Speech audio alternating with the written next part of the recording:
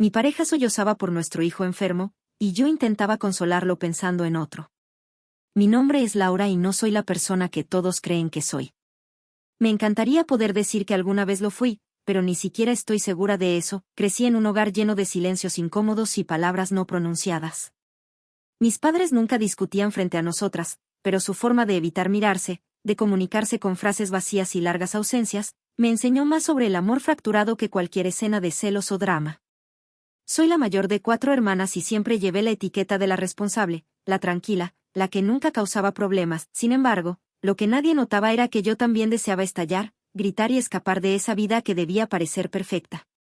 Estudié biblioteconomía porque me gustaban las cosas ordenadas, lo que me hacía sentir en control. La vida nunca ha sido así, pero tener documentos organizados, carpetas etiquetadas y procedimientos sistemáticos me daba una ilusión de estabilidad que me aferraba a no perder.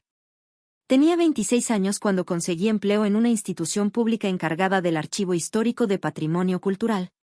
No era nada glamoroso ni emocionante, pero lo suficiente para cubrir el alquiler de mi pequeño apartamento, mis libros y las citas con amigas que poco a poco se fueron espaciando. Nunca fui la más atractiva ni la más popular.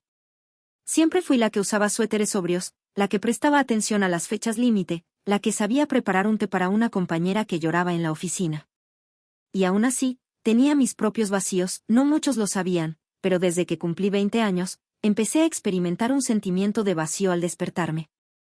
Una tristeza sin nombre. No era depresión, al menos no en un sentido clínico, sino algo más sutil. Era como si la vida pasara a mi lado y yo apenas la tocara.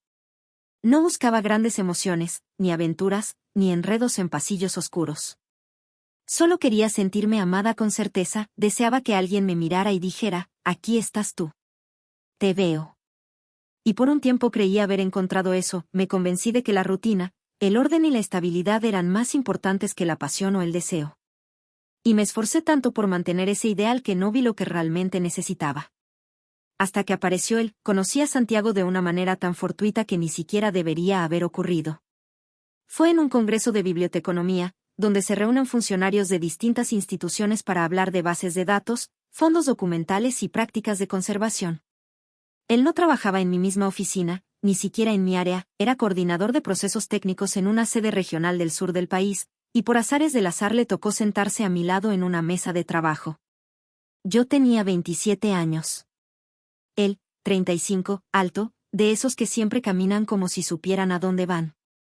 No era atractivo en el sentido clásico, pero tenía una sonrisa cálida y hablaba con una voz grave y pausada, como si cada palabra que pronunció fuera medida. Lo primero que pensé fue, este hombre se toma a sí mismo demasiado en serio. Lo segundo fue que había algo en el que me tranquilizaba.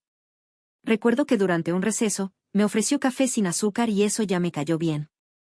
Nadie en la oficina entendía que yo prefiriera el café amargo. Comenzamos a hablar de trivialidades, la mala ventilación del salón, lo insípido de las galletas que ofrecían, el hecho de que siempre repetían los mismos temas en cada edición del Congreso. Y sin darnos cuenta, ya estábamos riéndonos con un grado de complicidad inesperado. No hubo coqueteo descarado, fue más bien una afinidad extraña, como si ambos estuviéramos hechos del mismo material melancólico.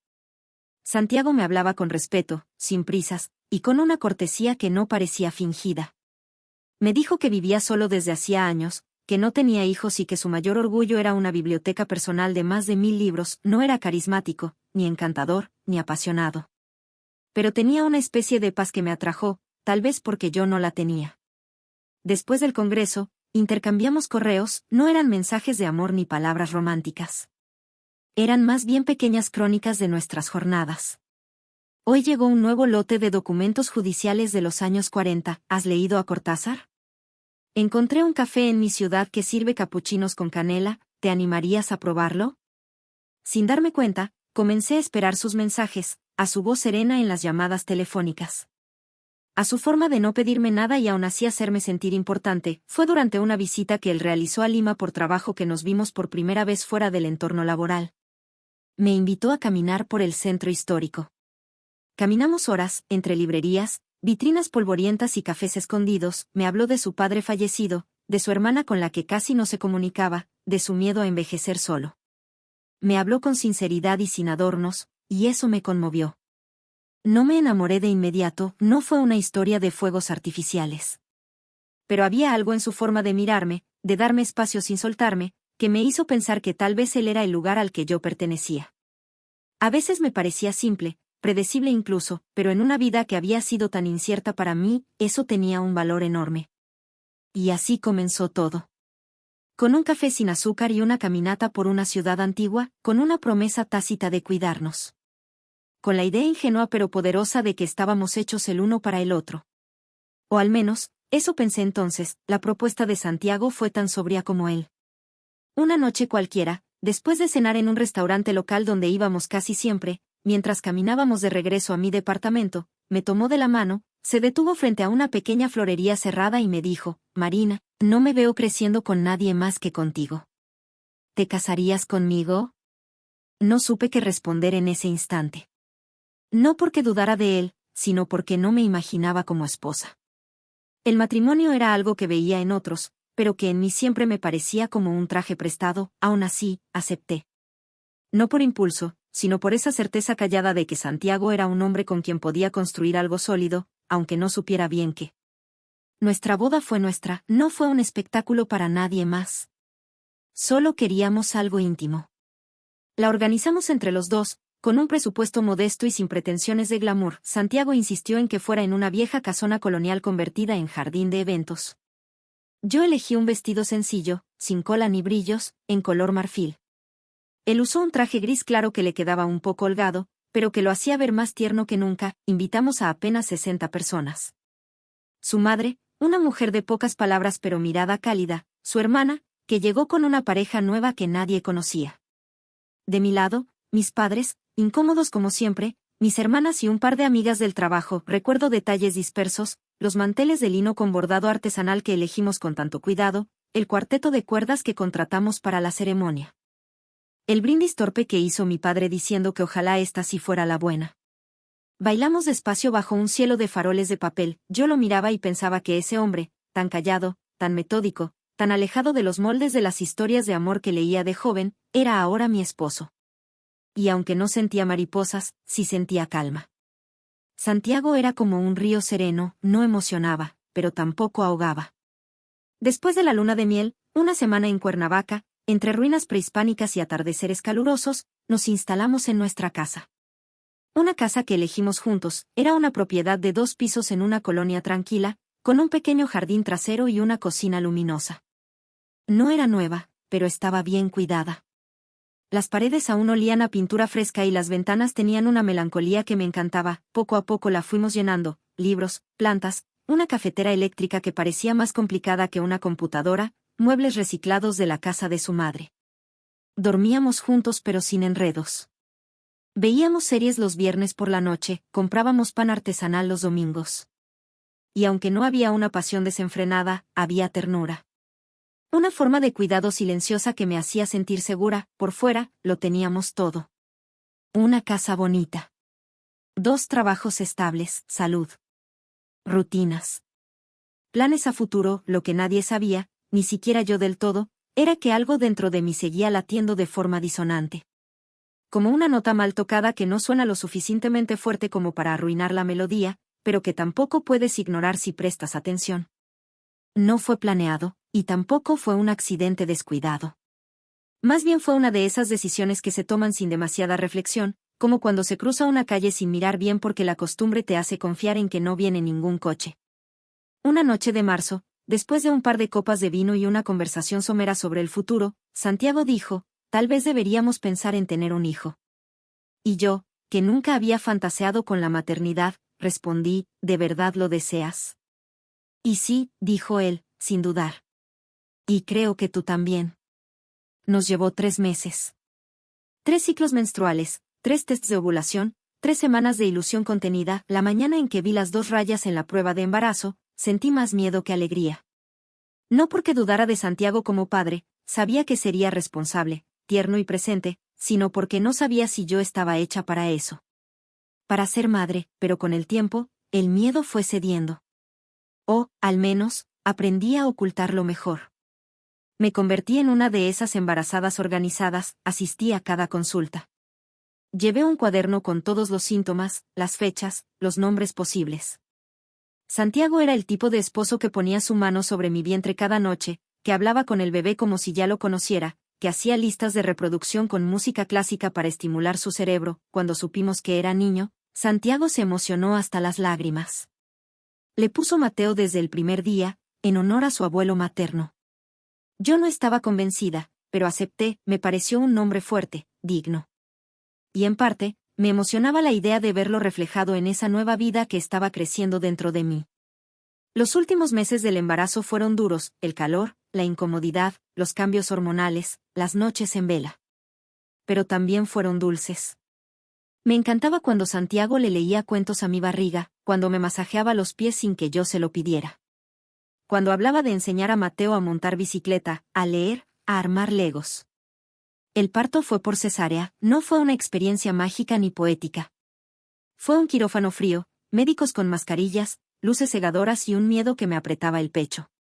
Pero cuando lo vi por primera vez, pequeño, arrugado, con ese llanto que parecía un lamento ancestral, supe que ya nada volvería a ser como antes. Mateo pesó 3.2 kilos. Nació sano, con unos ojos enormes como los de su padre. Y desde el primer momento, Santiago se convirtió en su mundo. Era él quien se levantaba de madrugada a cambiarlo, quien lo cargaba durante horas cuando tenía cólicos, quien lo mecía en sus brazos cantando canciones sin letra. Yo los miraba, muchas veces desde la puerta del cuarto, y pensaba que tal vez no era la mujer más apasionada, ni la más segura, ni la más maternal, pero tenía un hombre bueno y un hijo sano. Y eso debería ser suficiente, ¿no? Solo que no lo era. Yo también quería algo más. Algo que todavía no sabía nombrar. Algo que me hacía mirar por la ventana, aún con mi hijo dormido sobre el pecho, y sentirme vacía. A veces, las cosas más terribles comienzan con señales que parecen insignificantes. Así pasó con Mateo. Tenía 3 años, era un niño tranquilo, un poco más callado que los demás, pero con una curiosidad constante que nos llenaba la casa de preguntas, dibujos y piezas de Lego en cada rincón. Era sano, o al menos eso creíamos. Nunca fue enfermizo, comía bien, dormía sus horas, pero de un día para otro comenzó a orinarse en la cama nuevamente. Pensamos que era normal, una regresión. Santiago incluso bromeó que probablemente Mateo soñaba que nadaba. Después comenzó a quejarse cuando orinaba.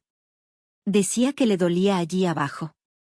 Pensamos que tal vez se había golpeado jugando. Lo llevamos con su pediatra, quien lo examinó superficialmente y dijo que parecía una infección urinaria. Le recetaron antibióticos. No mejoró, al contrario, comenzó a tener fiebre por las noches y se mostraba cansado durante el día. Perdió peso, y la chispa en sus ojos, esa vitalidad infantil que a veces nos agotaba, se fue apagando como una vela lenta. Yo insistí en que algo no estaba bien, en mi interior lo sabía. Las madres, a veces, simplemente lo sabemos. Santiago, siempre racional, me decía que no dramatizara, que esperáramos, pero un día Mateo se despertó llorando, tocándose la entrepierna, empapado en sudor, temblando. Salimos al hospital sin pensarlo. Lo que vino después fue un torbellino de exámenes, esperas interminables, visitas a médicos que hablaban en voz baja y miradas serias. Un ultrasonido mostró una masa en la zona pélvica. Una biopsia la confirmó. A Mateo, nuestro hijo de 3 años, le diagnosticaron cáncer infantil. No es común. De hecho, es rarísimo. En niños pequeños casi nunca se presenta, y cuando ocurre, suele estar ligado a síndromes genéticos específicos o mutaciones muy poco frecuentes. Nos derivaron al Hospital Oncológico Pediátrico con un equipo multidisciplinario. La oncóloga fue directa pero compasiva. Se trataba de un adenocarcinoma poco diferenciado, agresivo. Difícil de tratar, especialmente por la edad y la ubicación. Nos hablaron de un plan de tratamiento que incluía quimioterapia inicial para reducir el tamaño del tumor, seguido de cirugía, y posiblemente más quimio o radioterapia. Según la respuesta, yo apenas podía escuchar. Sentía que el mundo entero se había vuelto una neblina, un ruido blanco. Santiago, en cambio, hizo preguntas, tomó notas, pidió segundas opiniones. Yo me quedaba en la silla con Mateo dormido en mi regazo, sintiéndome una madre inútil, frágil, vencida. Comenzamos con las sesiones de quimioterapia. Mateo, que siempre había sido dulce y paciente, comenzó a cambiar, se volvió irritable, se le cayó el cabello en mechones, sus pequeñas venas se endurecían de tanto pinchazo. Tenía náuseas constantes, pesadillas, ataques de llanto desconsolado. Y nosotros, sus padres, éramos los espectadores de su dolor, sin poder salvarlo, Solo sosteniéndolo mientras lo atravesaba, Santiago lloraba en silencio muchas noches. Yo me despertaba y lo encontraba en el cuarto de Mateo, sentado a su lado, con los ojos hinchados, la cabeza gacha. A veces rezaba, aunque no fuera creyente, a veces simplemente se quedaba allí, tomándole la mano, como si pudiera transferirle fuerza por ósmosis. Era desgarrador. Y sin embargo, en medio de esa tragedia, yo me sentía más sola que nunca, no por Santiago. Él estaba ahí, firme, presente, devoto. Pero su dolor era tan puro, tan concentrado en Mateo, que no dejaba espacio para el mío, y yo me llenaba de culpa por sentir que necesitaba algo más, justo cuando nuestro hijo se moría. Fue en esa grieta donde volvió a aparecer Nicolás. Dios mío. Nicolás había sido parte de mi vida antes de Mateo, antes incluso del matrimonio. Lo conocí en un taller de escritura al que me inscribí como escape, un par de años atrás. Él era el instructor, carismático, caótico, con esa energía de hombre inconformista que habla de libros como si fueran personas que ha amado. Me miró distinto desde el primer día, yo lo noté. Lo notaba cada vez que leía mis textos con una sonrisa torcida, cada vez que me corregía como si acariciara mis palabras. Nunca pasó nada entonces, ni una caricia, ni un beso. Solo ese coqueteo tácito, esa complicidad que roza los bordes del deseo sin cruzarlos. Hasta que dejé el taller por falta de tiempo, perdimos contacto. No más mensajes. No más noches de lectura, no más Nicolás. Hasta que lo vi de nuevo, por casualidad, en una cafetería cerca del hospital. Era una mañana en que Mateo dormía después de su sesión de quimio y Santiago se había quedado con él. Yo salí a tomar aire, a despejarme, a llorar sin que nadie me viera. Y allí estaba Nicolás. Solo, con un libro de poesía en la mesa y ese suéter deshilachado que parecía parte de su piel, me reconoció al instante. Me abrazó.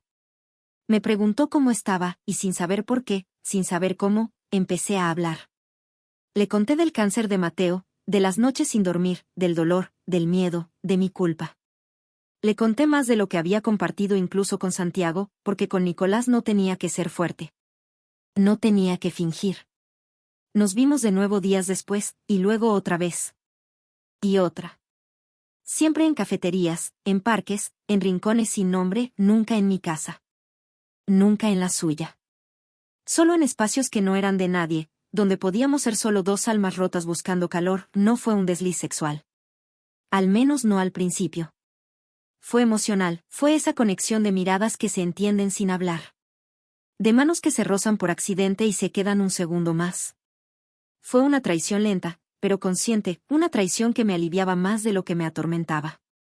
¿Hasta qué sucedió? Una tarde lluviosa. Yo venía del hospital, agotada, ojerosa, vacía. Nicolás me esperaba en su coche. Subí, y sin decir palabra, me abrazó. Y ahí, en ese gesto simple, se rompió algo en mí. Me aferré a él como si pudiera detener el colapso que sentía por dentro. Y nos besamos. Largos, lentos, dolorosos. Después de eso, hubo más encuentros, más secretos. Más besos robados en medio del desastre. Yo llegaba a casa y encontraba a Santiago dormido en el sofá con Mateo en el pecho, y me sentía una monstruo, pero luego recordaba que yo también necesitaba consuelo. Que mi dolor también importaba. Sé lo que parece, sé lo que soy. Pero en medio de una guerra, todos buscamos refugio. Y Nicolás era el mío, ahora Mateo sigue en tratamiento. Ha respondido de forma parcial. Los médicos dicen que es una batalla larga. Santiago se aferra a cada buena noticia como si fuera un tesoro. Yo lo acompaño. Lo abrazo, lo escucho llorar. Y luego, cuando puedo, me escapo a los brazos de otro. Porque soy humana, porque me duele. Porque no sé cómo amar a uno sin necesitar al otro. ¿Creíste que esta historia fue intensa? La que viene ahora tiene algo que no te esperas. Haz clic y descúbrelo por ti mismo.